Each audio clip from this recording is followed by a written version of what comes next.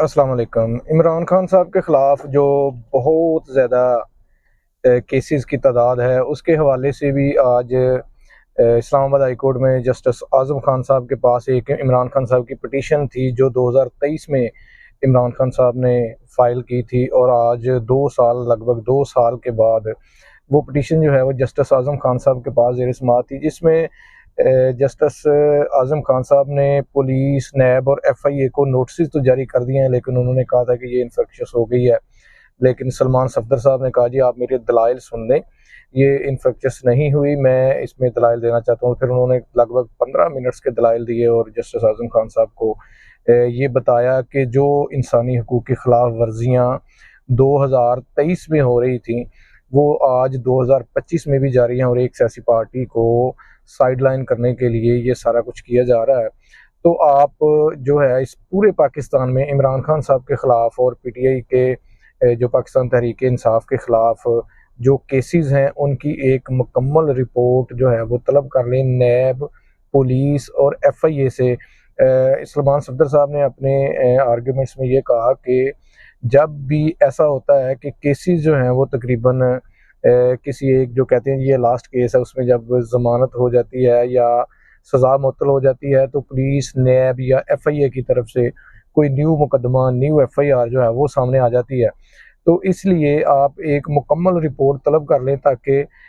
हमें पता हो। तो जो स्पेशल प्रोसिक्यूटर है नैब, उन्होंने ये कहा, जी हमने पहले ही एक ऑलरेडी एक सबमिट करवाई हुई है रिपोर्ट। तो लेकिन सलमान सफदर साहब ने कहा कि एक फ्रेश रिपोर्ट जो है वो तलब कर लें ताकि हमें पता हो कि कितनी एफआईआर्स हैं, कितने मुकदमे हैं, कितने मामलात जो हैं वो अभी तक पेंडिंग है। तो जस्टिस आज़म खान साहब ने एक नोटिस जारी कर दिए हैं और पुलिस, नैब और एफआईए से मुकम्मल तफसील तलब कर लिया कि पूरे पाकिस्तान में इमरान खान साहब के ख़िलाफ़ जितने भी मुकदमे हैं, उनकी एक मुफस्सल रिपोर्ट, कम्प्रीहेंसिव रिपोर्ट जो है वो अदालत में जमा करवाई जाए। सलमान सफदर साहब ने तो रिक्वेस्ट की थी कि 7 दिन के अंदर अंदर ये रिपोर्ट जो है वो इन अदारों से, तीनों से मांग लें। तो लेकिन ये जो आजकल कोर्ट्स में है डेट इन ऑफिस, तो ये अभी देखें, या जब ये तफसीली फैसला आता है तो उसमें ये कितने दिन की, या कोई इसमें डेट डालते हैं, या ये डेट इन ऑफिस चली जाती है पिटीशन, जिस तरह पहले ये 2 साल के बाद लगी है। और दूसरा, आज जो अलकादर ट्रस्ट केस है उसका थोड़ा सा अहवाल आपको बता दें। जो अलकादर ट्रस्ट केस है वो इस्लामाबाद हाई कोर्ट में जनवरी में जो इमरान खान साहब को सज़ा हुई थी, और जनवरी में ही वो तकरीबन 10 दिन के वक्फे के बाद सज़ा मुअत्तली की दरख्वास्त जो है वो इस्लामाबाद हाई कोर्ट में इमरान खान साहब के वकला की तरफ से फ़ाइल कर दी गई थी। उसके बाद ये जून में इसकी समाअत हुई थी एक हल्की सी, लेकिन जो नैब के प्रोसिक्यूटर थे उन्होंने इल्तवा मांग लिया था। उसके बाद ये दोबारा कुछ दिनों के बाद, मुकम्मल एहतजाज के बाद, ये दोबारा जो है सज़ा मुअत्तली की दरख्वास्त वो लगी। लेकिन नैब जो प्रोसिक्यूटर है वो चेंज हो गया, और नैब ने जो न्यू प्रोसिक्यूटर जो हायर किया, स्पेशल प्रोसिक्यूटर, उन्होंने कहा, जी मुझे 4 हफ्तों के लिए टाइम चाहिए। तो जो 4 हफ्तों का टाइम है वो अभी तक नहीं गुजरा, और काफ़ी अरसा उसको गुजर गया। तकरीबन ये 3 माह हो गए हैं जब ये नए प्रोसिक्यूटर ने 3-4 हफ्तोों का टाइम मांगा था, उसको भी 3 माह गुजर गए हैं, लेकिन अभी तक दोबारा वो फिक्स नहीं हुई थी। लेकिन जो अर्ली हियरिंग की दरख्वास्त थी वो प्रीवियस मंथ अर्ली हियरिंग की एप्लीकेशन फ़ाइल की थी, लेकिन जो अर्ली हियरिंग की एप्लीकेशन है वो भी लगभग 1 महीने बाद और 1.5 महीने बाद आज उसकी समाअत हुई है। और आज सलमान सफदर साहब जो इमरान खान साहब के वकील हैं, उन्होंने ये मैं आपको बता दूं थोड़ी सी बात के, जो वो थी एप्लीकेशन थी सज़ा मुअत्तली की, जब उसकी बारी आई तो इस्लामाबाद हाई कोर्ट की तरफ से या रजिस्ट्रार की तरफ से बताया गया इमरान खान साहब के वकला हजरात को कि ये जो सज़ा मुअत्तली की दरख्वास्तें हैं ये अपनी बारी पे लगेंगी। तो फिर सलमान सफदर साहब ने क्या किया कि उन्होंने इमरान खान साहब और बुशरा बीबी की ज़मानत फ़ाइल कर दी। तो ये उनकी जो ज़मानत थी उसके हवाले से, वो भी ज़मानत भी नहीं लग रही। अप्रैल में ज़मानत फ़ाइल की थी, लेकिन अभी वो भी हियरिंग के लिए नहीं लग रही। तो सलमान सफदर साहब ने फिर क्या किया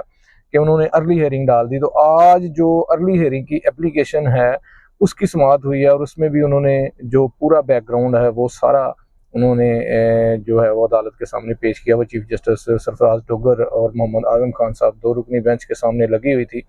आज सारा सिनेरियो उनके सामने रखा, लेकिन आज फिर सलमान सफदर साहब ने बाहर आकर मीडिया से गुफ्तगू की और मीडिया के सामने ये बताया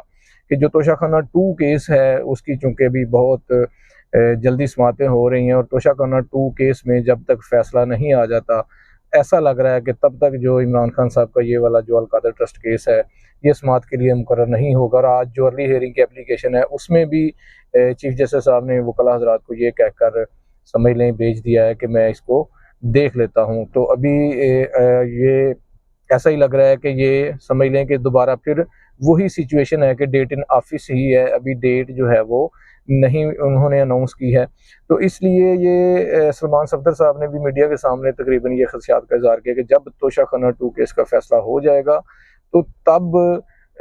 ये तोशाखाना 2 केस में पॉसिबिलिटी है कि सज़ा हो जाएगी। जब वो वाली सज़ा हो जाएगी तो अल-कादर ट्रस्ट केस जो है वो लग जाएगा और फिर इसमें ज़मानत भी दे दी जाएगी। और उसके बाद जो न्यू केस है तोशाखाना 2 केस जिसमें सज़ा हो जाएगी, फिर उसमें जो इमरान खान साहब हैं उनको सज़ा हो चुकी होगी और उनके वकला जो हैं वो उस केस में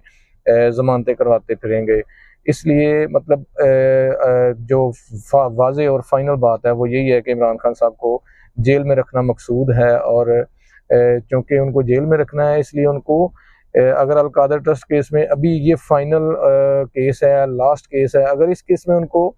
अभी ज़मानत मिल जाती है तो फिर वो उनको अंदर रखना मुश्किल हो जाएगा। इसलिए अल-कादर ट्रस्ट केस जो है ये तब समाअत के लिए मुकर्रर होगा जब तोशाखाना 2 केस में सज़ा हो जाएगी। अभी देखते हैं आने वाले वक्तों में जो भी अपडेट होगी हम इंशाल्लाह अपने नाज़रीन को आगाह करते रहेंगे।